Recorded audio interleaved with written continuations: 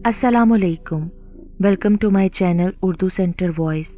तमाम video updates के लिए उर्दू सेंटर वॉइस को सब्सक्राइब करके बेल नोटिफिकेशन को ऑन कर दें। तो आइए सुनते हैं आज की वीडियो में एक पुरअसरार कहानी।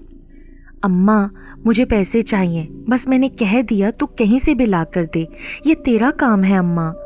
20 साला आलियान माथे पे बल डाले चीख चीख कर अपनी अम्मा से कह रहा था।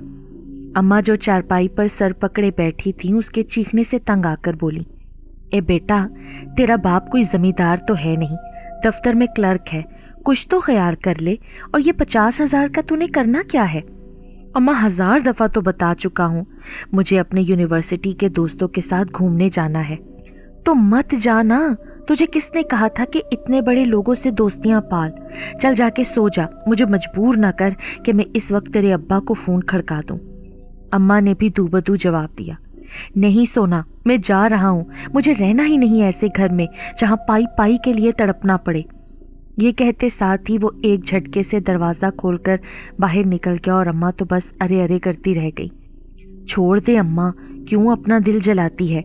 कुछ घंटे बाहर रहेगा ना, खुद ही दिमाग ठिकाने आ जाना है इसका। आलियान की बड़ी बहन जमीला बोली, सच ही कहा है किसी ने, औलाद भी एक आजमाइश है। ये कहकर अम्मा बोझल कदम उठाती अपने कमरे की सिमत मुड़ गई। आलियान गली से निकलकर मेन रोड पर आ चुका था। पूरी सड़क सुनसान पड़ी थी। रात के 11 बजे का वक्त था।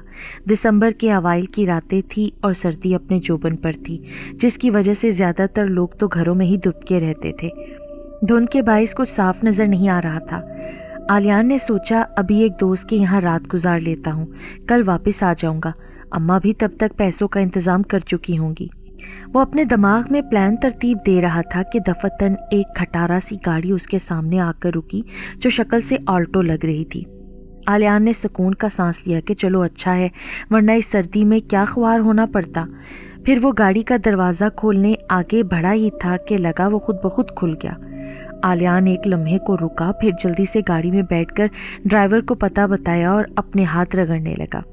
काफ़ी देर गुजरने के बाद भी जब उसके दोस्त का घर न आया तो उसे तशवीश होने लगी।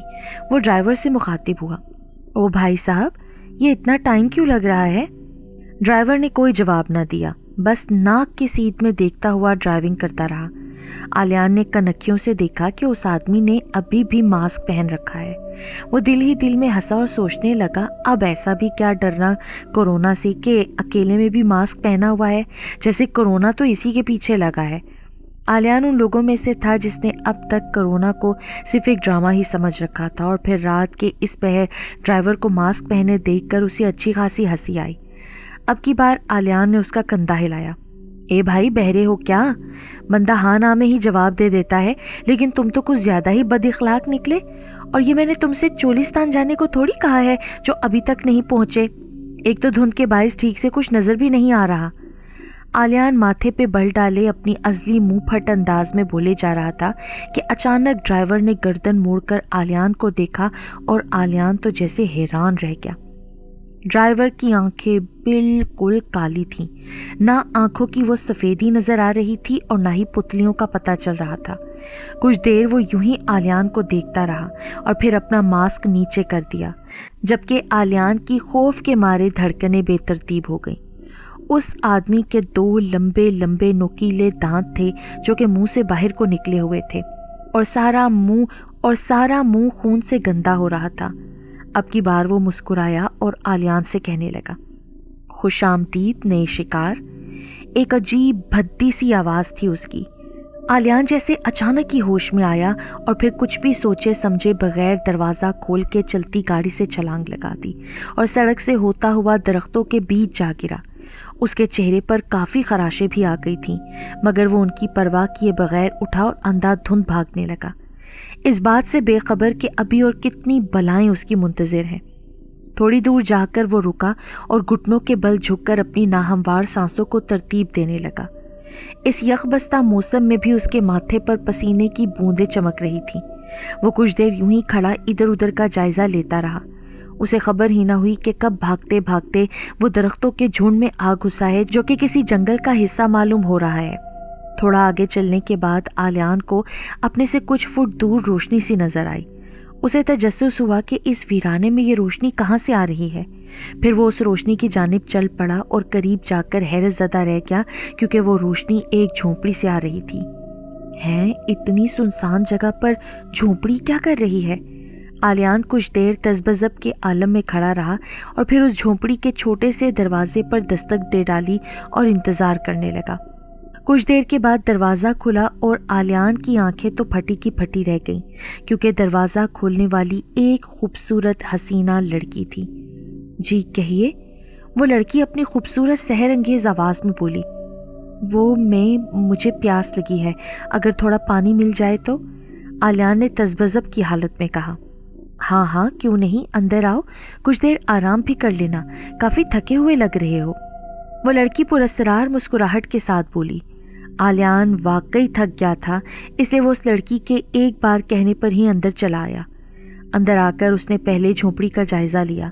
جھونپڑی میں قندیل پر 2 لالٹینیں جل رہی تھیں، جن کی بدولت وہ کافی روشن تھی۔ ایک طرف چارپائی پڑی تھی اور ساتھ ہی لکڑی کا چھوٹا سٹول اور میز بھی تھا۔ جھونپڑی کے ایک کونے میں چولہا رکھا تھا جس کے اوپر ہنڈیاں پڑی تھی، اور اوپر دیوار پر تاک سا بنا تھا جس پر کچھ برتن رکھے ہوئے نظر آ رہے تھے۔ وہ لڑکی سٹیل کا ایک ڈول تھامے آلیان کے پاس آئی اور کہنے لگی، لو یہ شربت پی لو، میں تب تک تمہارے لیے کھانا لاتی ہوں، تمہیں یقیناً بھوک بھی لگی ہوگی نا؟ آلیان نے بنا کچھ کہے چپ چاپ وہ ڈول تھام لیا جس میں سرخ رنگ کا سیال تھا، اور چھوٹے چھوٹے گھونٹ بھرنے لگا۔ کچھ عجیب سا ذائقہ لگا اسے اس شربت کا۔ کچھ ہی دیر میں وہ لڑکی ایک پلیٹ اور چنگیر اٹھا کے لے آئی اور آلیان کے سامنے میز پر رکھ دی۔ خود جا کر جھونپڑی کی کھڑکی کے پاس کھڑی ہو گئی۔ آلیان نے بغور اس کا جائزہ لیا۔ بلا شبہ وہ ایک خوبصورت حسین و جمیل دوشیزہ تھی، جس کے کالے ریشمی بال کمر سے بھی نیچے تک آتے تھے۔ مگر یہ کیا؟ آلیان کو اپنی آنکھوں پر یقین نہ آیا۔ اس نے 1-2 بار اپنی پلکیں جھپکی بھی، مگر وہ منظر نہ بدلا۔ یہ اس کی نظر کا دھوکہ نہ تھا، بلکہ سچ مچ میں اس لڑکی کے پیر الٹے تھے۔ آلیان نے گھبرا کر نظروں کا زاویہ بدلا اور سالن کی پلیٹ کی طرف دیکھنے لگا، مگر وہ یہ دیکھتے ہی دنگ رہ گیا کہ اس سالن میں انسانی انگلی پڑی ہے۔ اسے ابکائی آئی، وہ ایک جھٹکے سے اٹھا جس کی وجہ سے پلیٹ دور جا گری۔ تبھی اس لڑکی نے مڑ کر آلیان کو دیکھا اور پھر چہرے پر شیطانی مسکراہٹ سجائے دھیرے دھیرے آلیان کی طرف قدم بڑھانے لگی۔ آلیان نے دیکھا کہ اس خوبصورت لڑکی کا روپ آہستہ آہستہ بدل رہا ہے۔ اب نہ تو وہ خوبصورت مسکراہٹ تھی کہیں اور نہ ہی وہ گورا رنگ۔ اس لڑکی کے ناخن لمبے ہو گئے، آنکھوں کی جگہ عجیب سے کالے گڑھے نظر آنے لگے، گال اس طرح پچک گئے جیسے وہاں صرف ہڈیاں ہی ہوں، اور خوبصورتی نے بھیانک روپ دھار لیا۔ وہ منہ کھولے آلیان کی طرف بڑھ رہی تھی، جس سے اس کے کالے ٹوٹے پھوٹے دانت نمایاں ہو رہے تھے۔ خوش آمدید میرے نئے شکار، وہ آگے بڑھتے ہوئے بولی۔ آلیان کے اندر خوف کی ایک لہر دوڑی۔ وہ چڑیل اس کے قریب پہنچ چکی تھی اور اپنے ہاتھ آلیان کی طرف بڑھا رہی تھی، مگر بروقت اس کے دماغ نے کام کیا اور آلیان نے اس بلا کو زور سے دھکا دیا اور جلدی سے دروازے کی طرف لپکا۔ جھونپڑی سے باہر نکل کر وہ پھر تیزی سے بھاگنے لگا، اور ساتھ ہی اسے جھونپڑی سے ایک سیٹی نما چیخ سنائی دی۔ وہ چیخ اتنی تیز تھی کہ آلیان نے اپنے کانوں پر ہاتھ رکھ لیے، مبادا اس کے کانوں کے پردے ہی نہ پھٹ جائیں۔ وہ یوں ہی بھاگتا جا رہا تھا، کسی سمت کا تعین کیے بغیر۔ وہ اب بھی ان گھنے درختوں میں ہی پھنسا ہوا تھا۔ اسے حیرت ہو رہی تھی کہ اس شہر میں تو کوئی جنگل نہیں ہے، تو پھر یہ کیا ماجرا ہے؟ آخر کون سی بھول بھلائیاں ہیں؟ وہ سوچ سوچ کے پاگل ہونے کو آیا تھا۔ اسے رہ رہ کر خود پہ غصہ آ رہا تھا اور رونا بھی کہ وہ کیوں اس یخ بستہ رات میں باہر نکلا، مگر ہونی کو کون ٹال سکتا ہے؟ چاند کی پہلی راتیں تھیں اور روشنی نہ ہونے کے برابر تھی، اسی وجہ سے آلیان اندھیرے میں بمشکل آنکھیں پھاڑے دیکھ رہا تھا۔ اب تک تو وہ اندھا دھند بھاگتا رہا، مگر اب اسے صحیح راستہ تلاش کرنا تھا۔ اچانک سے اسے یاد آیا کہ اس کی جیب میں موبائل ہے۔ اس نے جلدی سے اپنی جیبوں کو ٹٹولا اور پھر موبائل نکال کر ٹارچ آن کر دی اور سڑک کی طرف نکلنے والا راستہ ڈھونڈنے لگا۔ بلا شبہ وہ ایک مضبوط اعصاب کا مالک تھا، مگر اس پے در پہ واقعات نے اس کے ذہن کو جیسے معاف کر کے رکھ دیا تھا۔ وہ حیران تھا کہ آج کل کے زمانے میں بھی یہ سب چیزیں موجود ہیں۔ اپنی سوچوں میں گم وہ آگے ہی آگے بڑھ رہا تھا کہ اچانک ہی اس کی نظر سامنے درخت کے پاس کھڑے گدھے پر پڑی جو سر جھکائے کھڑا تھا۔ ہیں اب اس बेचारे गधे को कौन पागल इतनी ठंड में यहाँ छोड़कर चला गया? चलो करीब जाकर देखता हूँ, क्या पता इसका मालिक यहीं कहीं हो। फिर वही तजस्सुस। आलियान साबका वाक़यात को जहन से झटक कर उस गधे की तरफ बढ़ा। करीब पहुंचकर उसने उस पर टॉर्च की रोशनी डाली और फिर उसे हैरत का एक झटका लगा। वो गहरे काले रंग का गधा था। आलियान को समझ नहीं आ रही थी कि ये चक्कर क्या है। रात के इस पहर ये गधा और इतना गहरा रंग। वो अपनी इन्हीं सोचों में गुम था जब चंद समातों के बाद उसकी नज़र दोबारा उस गधे पर पड़ी। वो खौफजदा होकर कुछ कदम पीछे हो गया।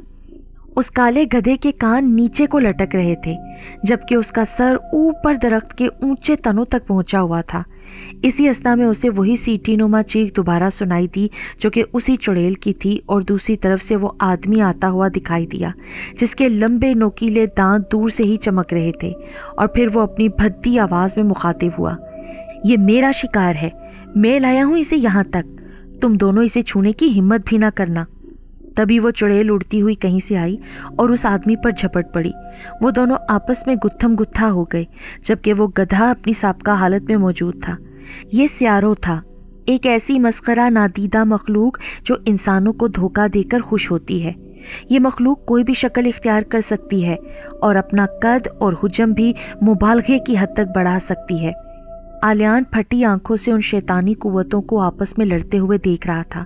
ये सोचकर ही उसकी जान निकली जा रही थी कि वो इन दोनों में से किसी एक का शिकार होने वाला है।